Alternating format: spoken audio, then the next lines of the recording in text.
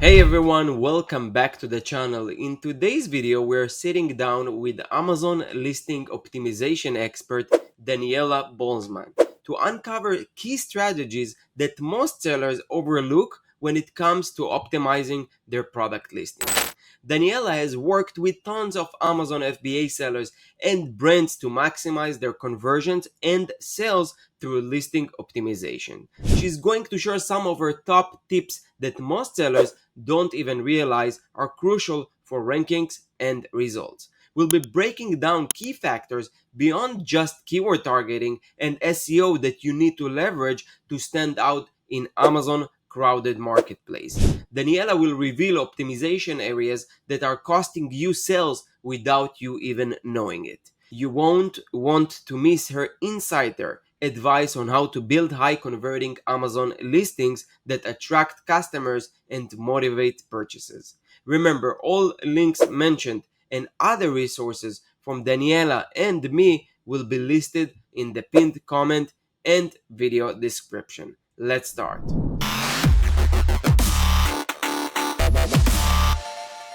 All right, so we have Daniela Bosman here with me. She is an expert with everything related to content and the listings on Amazon. And if you follow her on LinkedIn, you will see that I'm not lying. You can really spot right away that she's an expert. And I asked her for a connection on LinkedIn. It took a few weeks to be accepted, and finally, uh, Oh no. we're doing this interview here. So. Thank you very much, Daniela, for coming and freeing your time to share with us your wisdom and what you know about listings on Amazon. So, how are you today? I'm so well. Thank you for having me. And I'm sorry for leaving you in the queue for 3 weeks. That's fine. That's fine. I figured you're very busy. So, why don't you give a little intro about yourself and who you are, just briefly? Sure. I'm the founder of Mindful Goods. It's mindfulgoods.co. For 6 years, we have been optimizing listings and storefronts on Amazon for hundreds of brands. We're an Amazon verified partner. And yeah, that's in a nutshell what we do. So, you provide service to brands and more like big brands or small sellers, or where you optimize their listings? All different sizes. We work with brands and agencies, and we work with about 150 brands every year.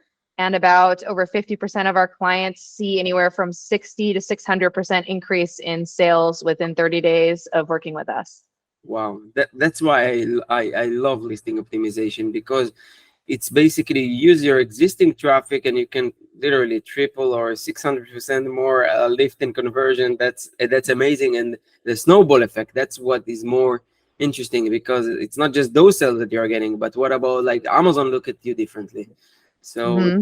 that's really amazing. So what is the process for optimizing like product listings from start to finish? If you can walk us through, what are the steps that you actually do when you get a listing or a new brand that you Sure. work with? Sure.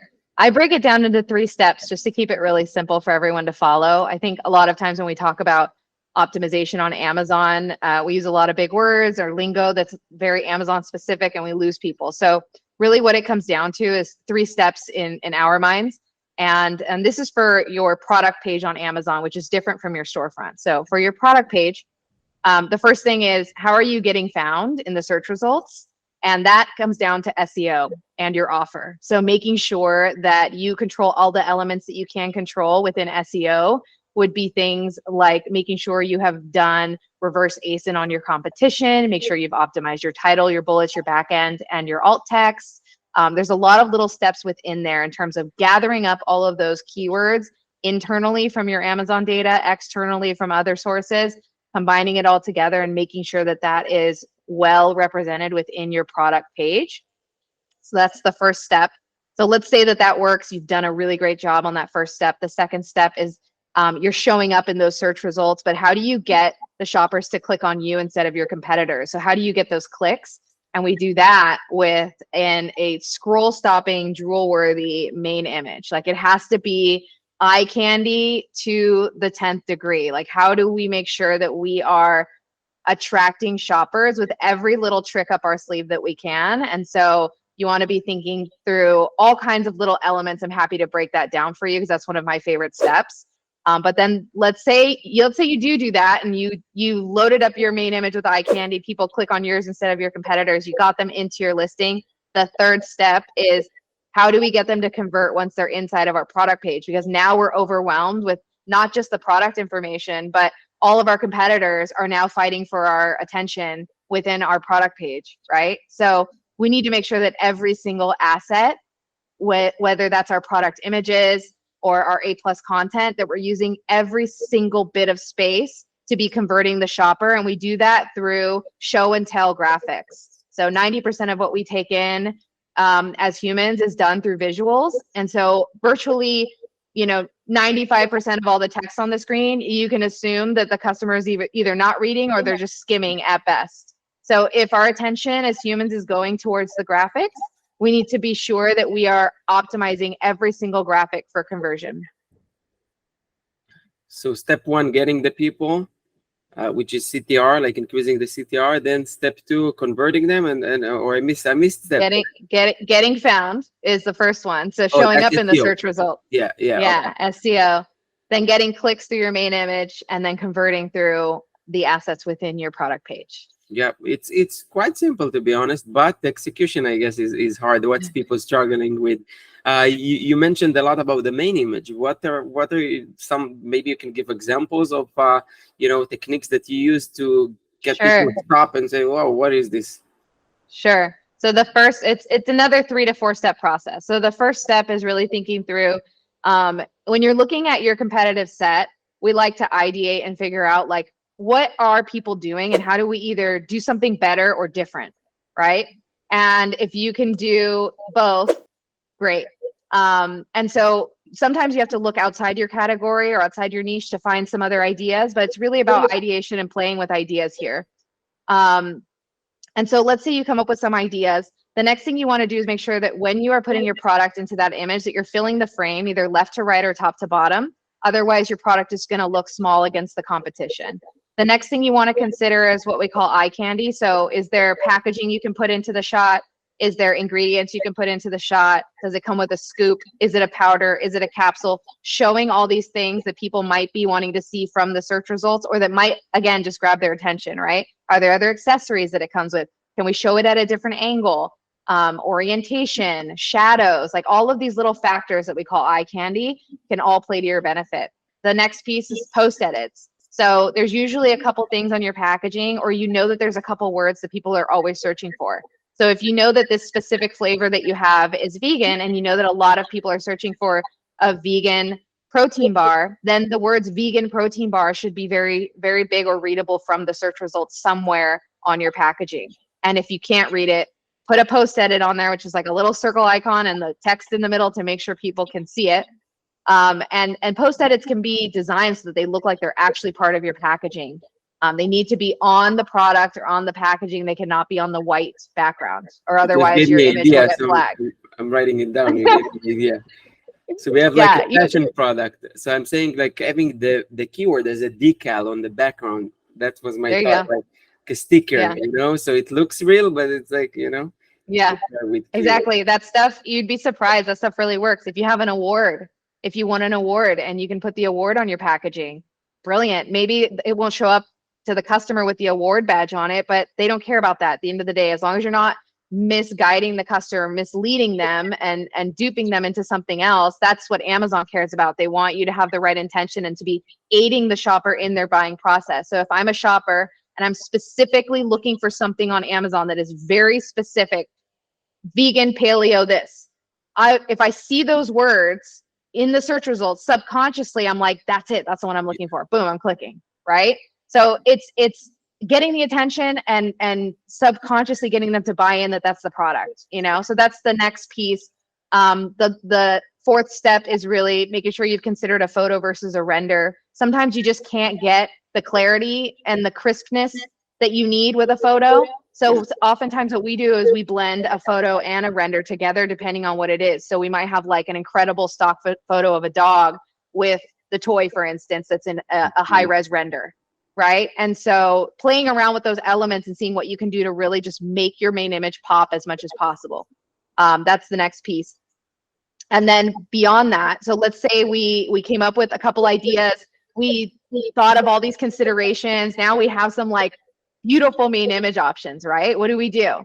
Then we must split test it on a tool like PickFu or IntelliV to make sure that we have pre-validated that image against our competition or against our other image options that we're considering. Once we have a winner that we think is a strong main image, then you would upload it to your Amazon Manage Your Experiments so that you can truly validate it with Amazon data. Perfect. That's what I wanted to ask you, because a lot of times people don't understand all these websites.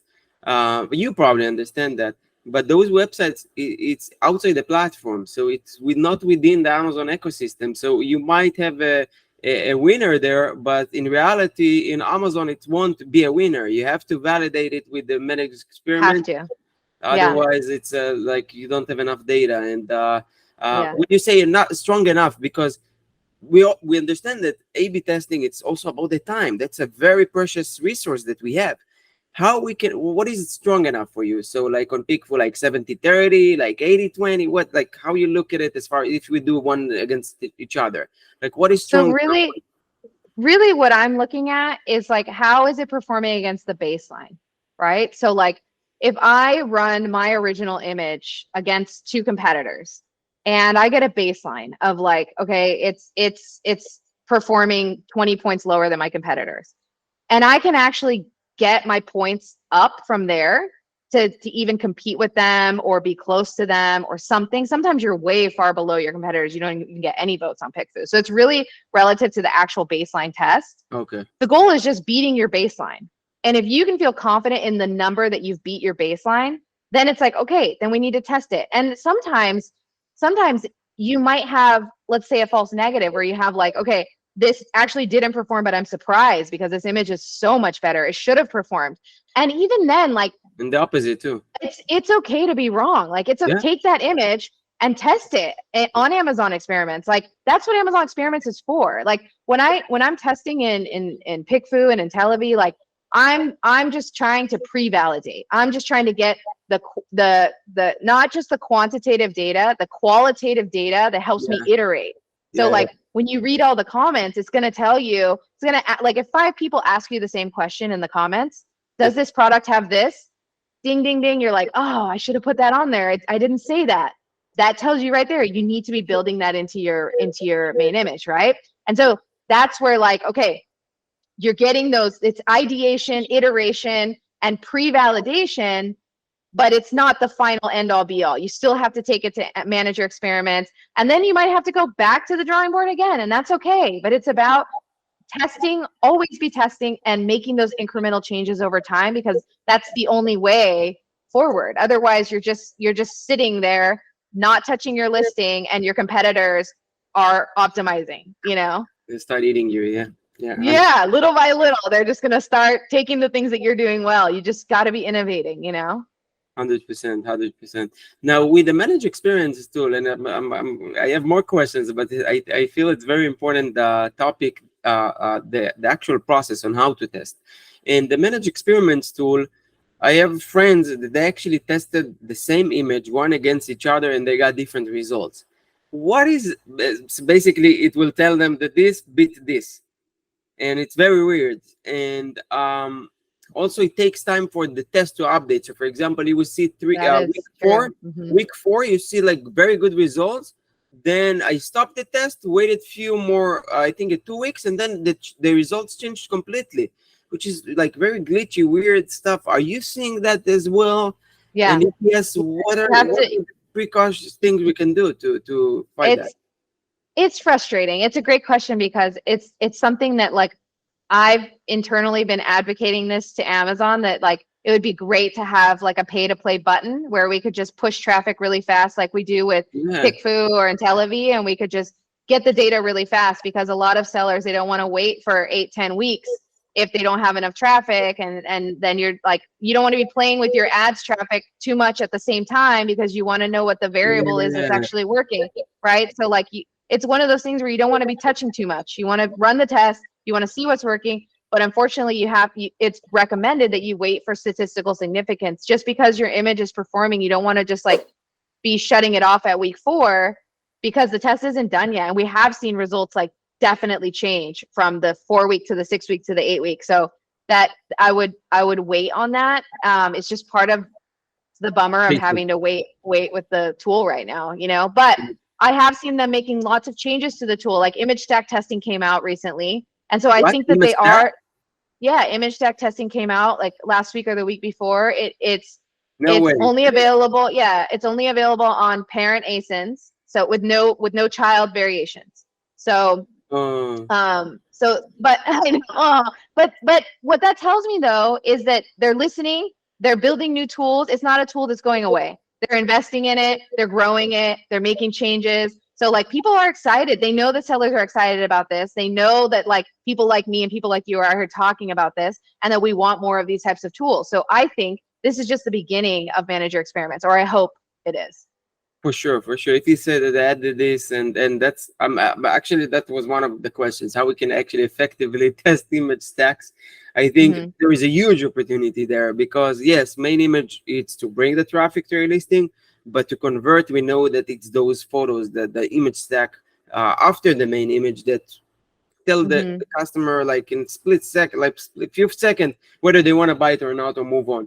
And actually, there is a new tool that I hear that their approach is to that they create PPC campaigns for you, and basically they send traffic like they create a campaign and they send the exact traffic like 100 clicks, 200 clicks to the listing with Hmm. that variable, and then when that is the same keyword, and then they check the traffic for that. Uh, they check the results for that traffic and then they change the creative or whatever they want to test and then they compare the results, and that's very accurate because they're bidding on ppc people that are highly going to convert and most likely buy. And it's also like they have the metrics, what ctr and all of those stuff like right away. I didn't try it, but what did you What's the hear name? about? It's called, I think, jungle ace or something like that. Okay. Well, you're teaching me something. I want to check that one out. Yeah, I got it from Brendan Young. He recommended that. So Oh, cool. I tested it, but the main purpose was to check image stack, and they don't offer this yet. But so that's why that I didn't even start working on it. But definitely check it out. It's I interesting. mean, the best tool that I've seen for image stack testing is IntelliV. Yeah, but it's not in the platform. Yeah, but Yeah. all right, that's perfect. Now, how often sellers should review and update their listings? Like it's a process that could take months, right? Let's say you take a client just to check the main image could take potentially 8 weeks because you don't want to run main image plus bullet test plus description plus, so it could take a long time, right? Yeah. So there's a difference between producing the content and running the test. So what we do at Mindful Goods is like it might take us like anywhere from 2 to 6 weeks to finish, the design process on a SKU. And that's main images, product images, A plus content, or storefront. And so that's just where your work starts beginning in terms of testing. And so if people work with us, we include the testing within our packages so that our data team will work with you on 2 to 3 tests so that even though we're done with the production of the content, we're still managing the data for you so we can make recommendations on here's what we recommend testing after this. Here's what we would modify. This one's not performing as well as we hoped. Here's what we suggest. So that's the kind of benefit that they're getting. We have teams that like they built out so much content with us that we basically gave them their whole forecast of testing for the next 6 to 12 months of like, this is what you're testing next. And then you're testing this, like there's nobody's going to be able to touch them because they're in a league of their own at that point. That's why I'm always telling my partner I have so much confidence because I know 99% of the sellers don't do what we do, which is Yeah. constantly checking and trying to lift it by a little 1%, 1%, 1%. And it's not Yeah. coming from arrogance or thinking we're the best. It's just that I feel that not a lot of seller or not enough doing that process. And I want to bring awareness that people understand like the importance of that. So It's a uh, marathon. You're treating it like a marathon. You're not trying. I love that because it's not like you're sitting there trying to do everything at once. You're just like really smart about going about it strategically, little by little over time. And that's the same way we look at it, is like, it's great if we can do it fast and get you those results in 30 days. But just because we don't, like I told you, 50% of those clients are achieving those results. There's another 50% that are not achieving that. They're at the 10 to 60%. You know, there's 13% of Awesome clients that rate. work with us that don't see results. You know, like I wish I could wave a magic wand and make results for every client. It's just not possible. But you know, I'm really happy that we've achieved the 87%. And for the clients that are in that lower 50% that are not hitting our benchmark of the 60 to 600% increase in sales, that just like, that gets us fired up, that like we want to figure out how to do that, you know. And even like if you think about established sellers, you know, the smallest incremental gains for a big established seller is huge. It's It's huge. huge. Yeah, You're talking hundreds of thousands of dollars, if not millions, from just being able to optimize for small points, you know? I agree with you 100%. That's really really amazing, and a neglected area that sellers don't just looking at it with the right weight and resources. Um, Hmm. what are common mistakes that sellers do, or even agencies or people that come and approach and testing things? Because we talked about it, time and is the most precious resource here. What are some mistakes, common mistakes, when they do test, when they actually test and they run them, and that you see? Some of the mistakes that I've seen in testing, well, the thing is we're managing the testing for them. So, but I will tell you some of the mistakes that my team has made. Okay. So if my team has made these mistakes, I can generally assume that other people are making these mistakes too. Yeah. So one of the biggest things I see is the not filling the image frame. So and like your product specifically, right? Because there can be other things in the image, but your product needs to be the biggest thing in the frame. So like if my face is the product, it has to be like this, like in the frame, top to bottom, nothing, no pixels below, you know, or make it go all the way wide. And that right there is going to affect your split test, because if your product looks smaller in a split test, of course the other ones are going to perform better. It doesn't even matter what you're showing in the other ones, right? That's probably the biggest one, is like doing something like that. Hmm. The other one is just like thinking through the call outs, because there's a couple different ways to go about it, right? Like with supplements, for instance, we know that putting the number of capsules is going to perform really well because people just want to see that at a glance. They are shopping for a 60-day supply, a 90-day supply, whatever the supply Yeah, is, right? And supposed so to like, be very big. yeah, that is a big one. The other thing is like if you're creating a render, to think through what the text is that needs to be enhanced in the post edit. So like um, an example of one that we did for a snack bar company was like the example with the vegan, where like you could read the things on the packaging, but the word vegan wasn't so legible, you know? And so it was just about like making that bigger so that it was readable. Um, and then I think one of the biggest mistakes other than that, um, is probably like for most sellers is probably the quality of the image overall.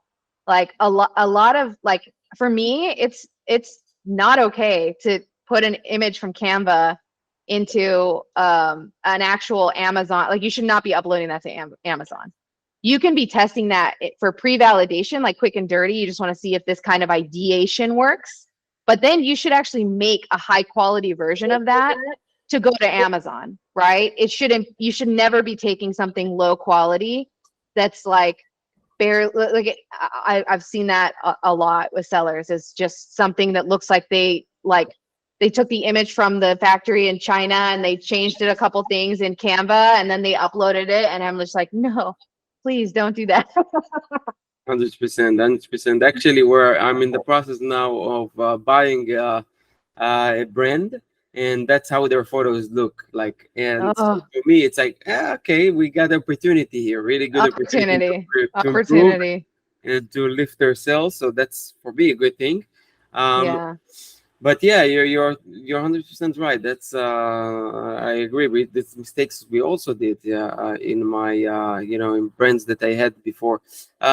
What are the key elements that should be included in like titles or bullets or any like like tips for formatting or emojis, things that people do that you see that increase like Mm. the conversion, because we actually run a test that just finished a few weeks ago, just the same bullets, just adding a little emoji, and that give us nice lift to the bullets. So In the US market? in the US market. Yeah, I think there's mixed reviews on that. I'm sure you've heard that, like so it's against terms of service to do It's that. again, But yeah. yeah, it's against terms of service. And we used to do it with every client. Across the board, even when they changed the policy, even when they made it like they started enforcing it, we still did it because I was like, why would we stop? It's great for most of our clients. Until a couple agency partners of ours had told us that they noticed some listings in their catalog hitting suppression, and they couldn't figure out what it was. There was no notification, no nothing, just all of a sudden sessions dropping, and they're just like, what's happening? And they realized that that was the factor. It was, so they removed the emojis. And that's the thing, is like, sometimes you get away with something for a while on Amazon and you just don't even, you can have something happen and you're just like, well, what happened? And you have to like then go down this rabbit hole to figure out, did we change anything? What was the thing? Did our PPC turn off? Like what are the things that could have impacted us right now, right? And you just might not even know that Amazon crawled your listing. They had a bot crawl your listing and suppress it because you're violating terms of service. And that emojis are so easy to crawl. So like for me, I'm just like, it's not worth it anymore. We don't do it because we don't want to put our clients at risk.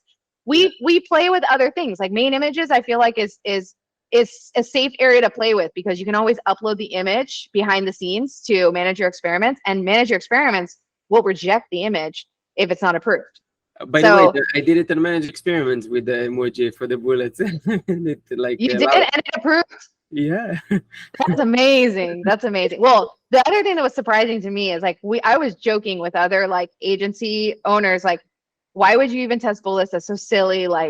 You're getting the best indexing from title. Like obviously you start with title and you do other things, but I would never think to test the bullets as like a secondary test. I would maybe go for main image next because it's so easy. But our bullet tests have been showing like crazy results, like 500% increase in sales, like things like that, where I'm just like, You wait, would what? think just bullet don't have the weight. That's what I heard all the time. But it's those things you have to try and see and like, wow, yeah. Yeah. Yeah, it was actually shocking. And so in terms of formatting, what we're trying to do is put the most snackable words in the beginning. So like, let's say you have your typical bullet of what you're describing. The first 5 words, we just want it to be something that catches their attention, that's snackable. So like, if that's the only thing they read, they know what they're going to read after that.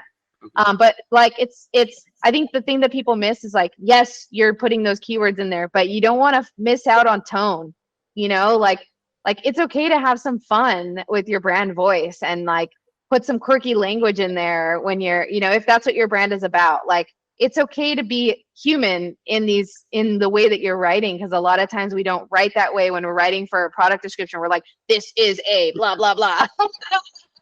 So that's the part for me that's missing, is just making content a little bit more human and a Yeah. little bit more like fun and digestible.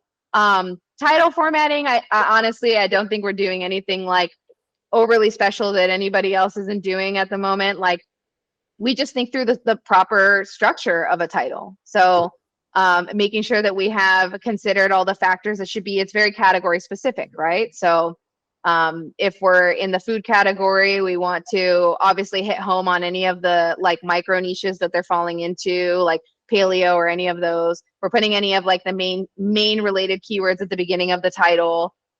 We have a blend of like of achievable and maybe not so achievable keywords in the title. So I think that's what we're playing around with. The other thing that we do, we use Data Dive. I'm sure you do too. For like, I think if you're chatting with Brandon, you probably use them.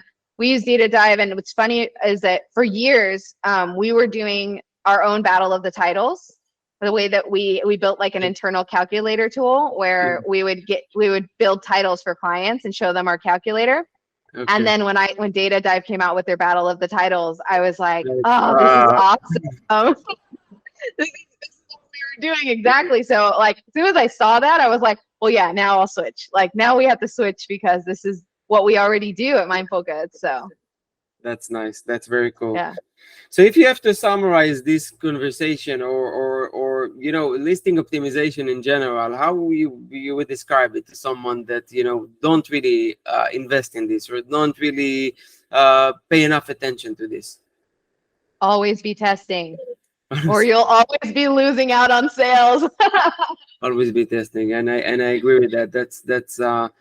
That's very true. And like you said, sometimes you lose. You have to risk it. And we have tests that we lost to. And but I always tell, like, partner, whoever I'm talking with, this loss also made us a lot of money, because we learn what doesn't work. We gain insights from that test Oh as yeah, well. Like, it's not just wasted money. We understand the product better. We understand the market better. So this totally. fail make you a better seller and understanding the category better.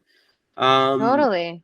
And yeah. also, like, we can remember that the content that we're creating, if you're making great content, you're not just using it on Amazon. You're Yeah, using all of that data everywhere else, you know? 100%. 100%. Shopify if you sell, or and other platforms. um Totally. for But it's sure. not vice versa. Like, I don't think you can just take your Shopify images and put them on Amazon. That's the difference, you know? It's Like less it's just competitive. they're fundamentally different in that way. I agree. We're just now getting into Shopify, and looks good. Like, after a lot, like 6 months of failing, only now we're just starting to see it growing. So that's very, Oh, there you go. yeah. It's That's like testing. exciting. Sometimes you can fail and fail and fail, and then, like, you just see that, lift. Daniela, I really enjoyed this conversation. I wish I had a video like this one that we're recording to watch myself. So I'm sure a lot of people will appreciate that video. And yeah, that was great. So thank you very much for your time. If people Thanks for want having to me. connect with you, contact you about your services or what you offer, how they can do that. Yeah, they can find us at mindfulgoods.co. And we have lots of amazing resources on there. We do content work for brands. We also have a mini course. We have a mini audit. So if you just want myself or one of our creative directors to just look at your listing and give you like a head to toe list of suggestions of what you should consider changing for the best performance, I highly, highly, highly recommend one of those. And yeah, hope to work with you. Yeah, we'll put link to your website and this service in the comments of this video. Great. And yeah, follow her also on LinkedIn. She have amazing content. I really enjoy. I do have one pro tip, one little gift for everybody. Okay. So for a lot of brands out there right now who don't know this, is if you have A plus content, that means you're brand registered. If you have not gotten access to your premium A plus content yet, I Mhm. highly, highly, highly recommend that you get access. There's only two qualifiers to getting access. It is making sure that you submitted, I think it's 15 or 12 submissions to your A plus content within the last 12 months, and making sure that you have a brand story turned on all your SKUs, both of which are achievable for 99.9%. Even if you don't have 15 SKUs, you can absolutely get approval. On our website, we have a tutorial that shows you how to do this in 2 minutes. Amazon used to charge $100,000 to $200,000 for this premium A Yeah. plus content. And it's super valuable because it gives you the ability to add more video to your A plus content, to add more carousels, to add hotspots, and just make your content overall much more engaging for shoppers. So that is my tip for today for everyone listening. Do that step and you will be one step ahead of everyone else who might miss out on this. We don't even know if Amazon's going to keep doing this. It's just something that they're giving to everyone right now. So I would recommend taking advantage of it. Yeah. Yeah. Actually, I agree with you. A plus content looks amazing. And Yeah. and we run a test with the old one, the regular, against the A plus, and the old one beat the A plus. But I don't think it's because, like, it's our fault. The A plus content we created wasn't good enough. But yeah, it gives you so much freedom and option, especially the video is huge. And It's huge. I think it's just the advantage that you get that the normal listing don't get. And but it doesn't mean that you don't It's have to do it right. It's not an excuse to right. come up with the content that is not really great. And that's what we did. We just put the video, didn't do it well enough. It's like a landing page takeover. Yeah. Like if you were going to do an amazing Shopify landing page and you could put it in your Amazon page, Yeah. that's what it can be. you know? 100%. Yeah. Thank you for that pro tip, and all the knowledge you shared here. Of And course. Thanks for I having would me. love you to come again in the future if you would agree to that. And Of course. thank you again. We'll see you next time. Thank you. Take care. Thank you. Bye.